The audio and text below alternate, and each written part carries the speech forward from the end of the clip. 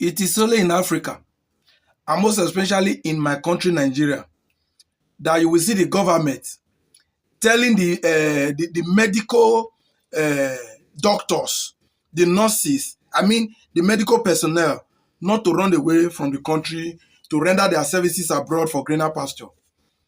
Whereas the president of that country travels abroad for medical attention.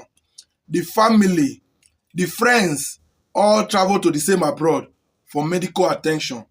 And you don't want your doctors to travel abroad. Now, the same doctor you have refused to patronize locally, you are asking them not to travel. To be patronized by who? By the same citizens that you've so harshly impoverished with hunger and poverty that they cannot afford medical service. For goodness sake, who now made the doctors they treat back home? You have refused to patronize them.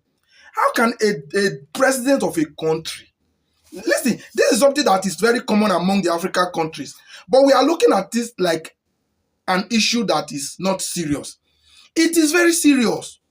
The problem of Africa is mainly reliance on the leaders going out there for services that their citizens can render locally. This has brought down our economy hugely. Nobody is talking about it. Is it that we don't know, or we are just truly ignorant of it? A state governor in Nigeria, a senator, a House of Rep member, in fact, anybody holding a political office in Nigeria goes abroad for medical attention. And you will see the government coming to the news to try to discourage medical personnel from leaving the country. It doesn't make sense now. They are there because they will get people to attend to them, including you that are the Nigerian governors and president. You go there, they can attend to you there. Because all what you guys want is to see that at the end of the day, Africans that are poor, that cannot go abroad, will never get any quality medical attention. And nothing say go better for now. And you think at the end of the day, it will be well with you that is guilty of this rubbish. It shall never and will never be well with you. No matter how well you might be flourishing in doing those evil today, una end there, you can always be miserable.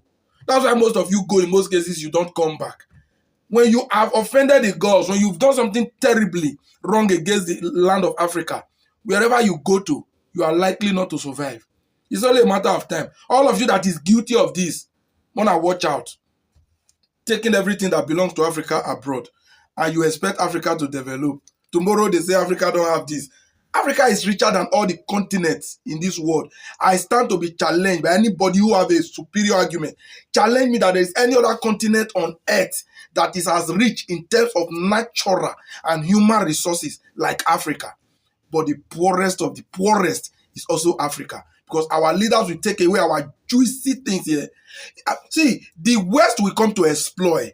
They will build on our ignorance, and sometimes they defraud us, they trick us. Sometimes we, out of greed, hand over our rich resources to them. But in majority of the cases, like a president now, or like a state governor, going to pay bills in dollars in the United States or in France using euro, that certainly reduced the economic power of Africa. Every African president, every African governors are guilty of this mess. And tomorrow you expect the citizens. If only the citizens will just realize one day that they've not had leaders. Anybody who calls himself leader occupying the position of power will just be run into debt with by any way that you can. I don't care how you do it. These people have done enough. They're still doing it because I don't know if they don't have sense or they are just wicked. Anybody who is rich, who has made a little money in Africa, is going to abroad for everything, taking the money there. And tomorrow you expect the people of Africa to be okay. Nigerian leaders, no wahala.